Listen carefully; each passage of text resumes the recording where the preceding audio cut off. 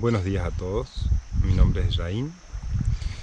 El objetivo de este video es hablar del sistema circulatorio, de la contrapostura circulatoria, o sea, combinar el sistema circulatorio con el yoga y con posturas. Y no podemos hablar del sistema circulatorio o del sistema cardiovascular, también llamado, sin hablar del sistema respiratorio y hablar también un poco del sistema digestivo. Bien. Entonces, el sistema circulatorio o el sistema cardiovascular es el conjunto de corazón, arterias, venas, capilares. El corazón es la bomba de este sistema, el que se encarga de distribuir la sangre a todo nuestro cuerpo. Bien, el cuerpo, vamos a tener los órganos, donde vamos a enviar sangre a nuestros órganos, vamos a tener las extremidades y vamos a tener el cerebro. Bien. Entonces, hablemos un poco del sistema respiratorio y del sistema circulatorio, cómo se relacionan entre sí. Tenemos la absorción de oxígeno o la recogida de oxígeno que se genera por el sistema respiratorio. Entonces el oxígeno ingresa por la nariz, luego va a la laringe, la faringe, los bronquios, que ya son como ramificaciones, como si fuesen las raíces de un árbol. Los bronquiolos, que son una ramificación aún un poquito más chiquita, digamos, se va ramificando cada vez más finito, digamos. Y en cada una de esas últimas ramificaciones, que son como muy chiquititas ya, están los alvéolos. Bien.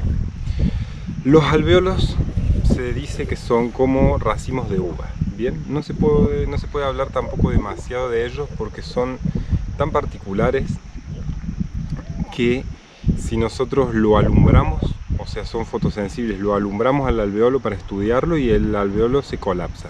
Bien, cualquier cosa que queramos modificar mucho o manipular mucho en un alveolo, el alveolo se colapsa.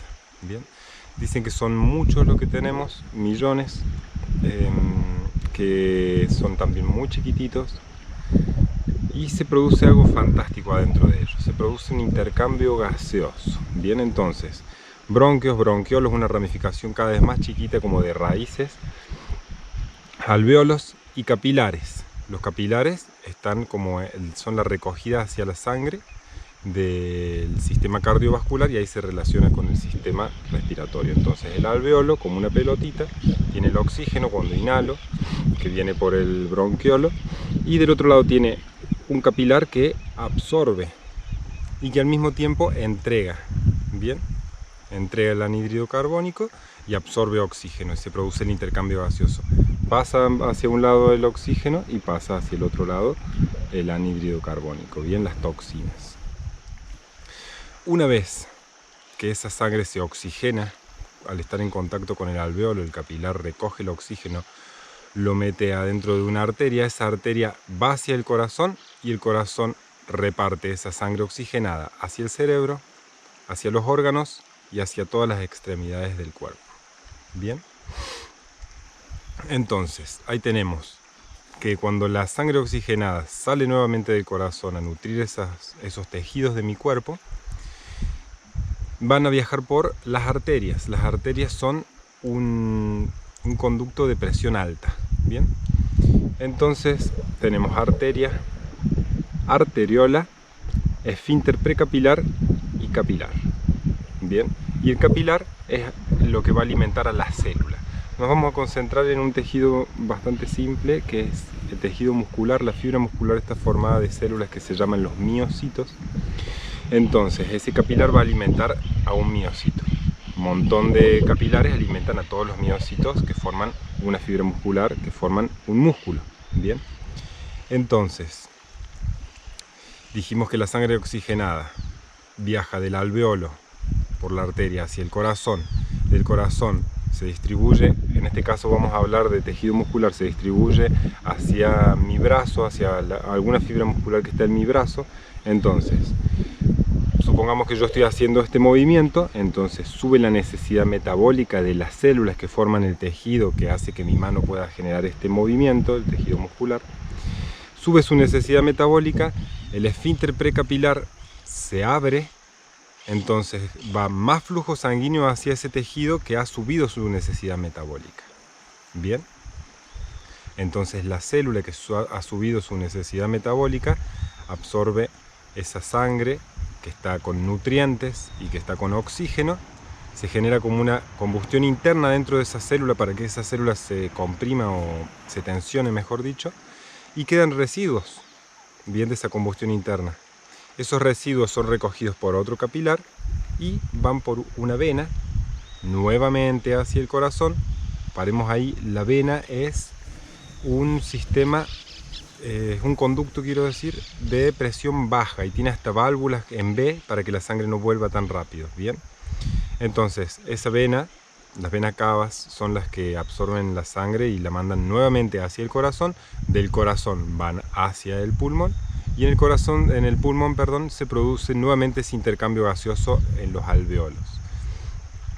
El anhídrido carbónico pasa hacia adentro del alveolo, es exhalado y al mismo tiempo el oxígeno ingresa por ese mismo capilar hacia la arteria, va hacia el corazón y nuevamente todo el ciclo. Bien. No hablé de lo que es el sistema digestivo, bien. Nosotros en el sistema digestivo, como que comienza en la boca, donde tratamos de llenar de enzimas el alimento y de hacerlo lo más chiquito posible. Va hacia el estómago. En este módulo y en este video no hablamos específicamente del sistema digestivo, así que voy a ser un poquito breve, ¿no es cierto? Lo importante es que una vez que pasa al estómago, perdón, ahí con los jugos gástricos se hacen las partículas un poco más chiquitas, bien, de los alimentos que nosotros hemos ingerido, lo más chiquitas posibles.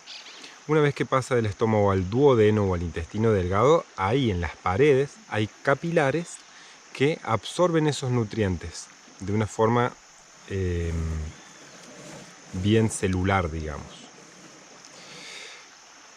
Una vez que esos capilares absorben del duodeno los nutrientes, los envían a la sangre y de esa sangre al tejido que haya subido su necesidad metabólica, al tejido que necesite nutrirse, van a ir esos nutrientes específicos para producir, por ejemplo, hablamos recién de los músculos, para producir esa energía que hace que el músculo se tensione, necesitamos ciertos nutrientes, ¿bien? Esos nutrientes se oxidan con el oxígeno que viene a través de las arterias también del corazón y que vienen del pulmón. Entonces, cuando el nutriente entra dentro de la célula, al mismo tiempo entra el oxígeno y oxida ese nutriente. Ese nutriente genera esa explosión, como esa combustión interna dentro de la célula, y nuevamente tenemos esos toxinas o esos desechos o esos residuos que quedan de esa especie de combustión interna que se produce adentro de las células. Bien, entonces hacemos una repasada más rápida. Los alimentos y el oxígeno que absorbo, ya sea por el sistema digestivo, que llegan hasta el duodeno y son absorbidos a la sangre y son enviados a los tejidos de nuestro cuerpo que necesiten los nutrientes, que se oxidan a través del oxígeno que ingresa por nariz, laringe, faringe, bronquios, bronquiolos, alveolos, arteria, corazón, y se va a esa célula que pidió el oxígeno, oxida el nutriente que fue del duodeno, se generan residuos dentro de las células, esos residuos son recogidos por las venas, esa vena va nuevamente al corazón y del corazón al pulmón para su nueva oxigenación.